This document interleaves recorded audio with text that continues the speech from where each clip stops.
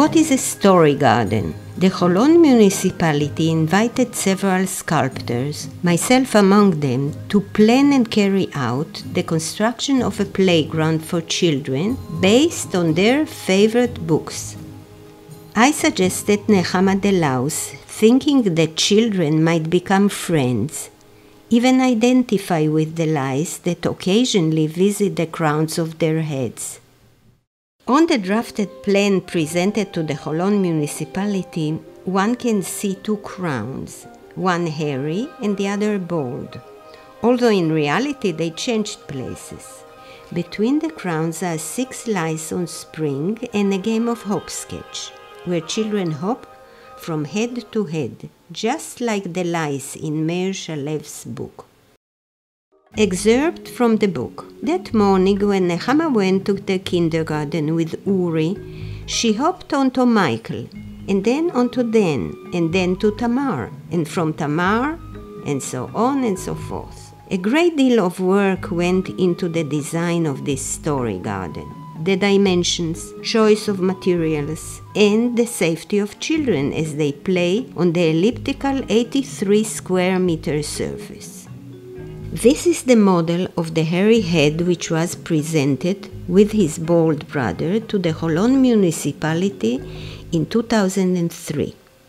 Next is the hairy crown in its full size, 2 meters and 60 centimeters in height, 2 meters and 60 in diameter, while the colorful lice cling to the hair. The hair is made from woven aluminum cables of varying thicknesses, and small children push through them as if they were trees in a forest. In this diagram, you can see the faces of the lice clinging to the aluminum cables, each one with its own personality and its own color. On this detailed plan for cutting the lice out of a sheet of iron with a laser, we also see the egg at the bottom right. And what is this? This is a construction soldered in my studio. The rest of the work had to be carried out in the field. These are the constructions of the eye and the ear. And this is the eye that was cast in polyester and inserted into the bald head. The sketches of the bald head, profile and front, were inspired by someone very close to me. Chicken wire was attached to the ear formation to support the concrete, and then the right and left ears were connected to the sides of the structure. The eyes were also put in place, though they were covered at first to protect them during construction and painting. How and with what material was the whole head created? It was simply built like a house in a circle with a concrete belt cast on top. When the belt was dry, the dome, ordered in advance from a factory in Ashdod, was carefully set on the concrete belt with the help of a crane. Now all that was missing was plaster for a straight, smooth surface and the paint, the color of human skin. When the plaster was damp, grooves and eyebrows were sculpted in the forehead.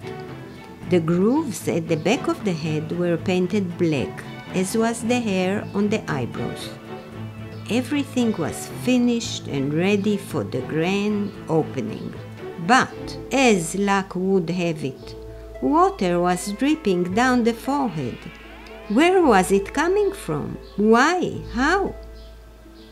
Only after a hair dryer was brought in and waved over each part could the leakage groove be filled and painted again. After many wanderings and adventures, Nechama de Laus finally found peace and quiet on the head of a bald man who was so happy. He cried, "I've got a louse, just like everyone else. I've got a louse too, a sweet little louse, my own Nechama."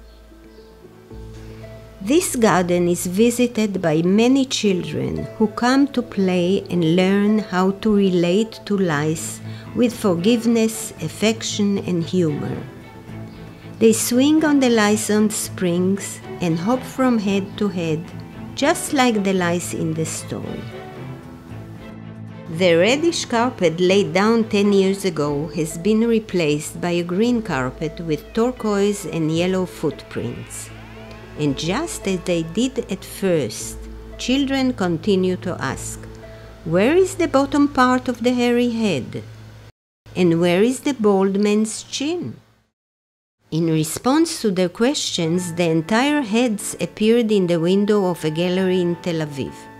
She, with wild, mischievous black hair, and he, happy and bold, with Nehama the louse on the crown of his head.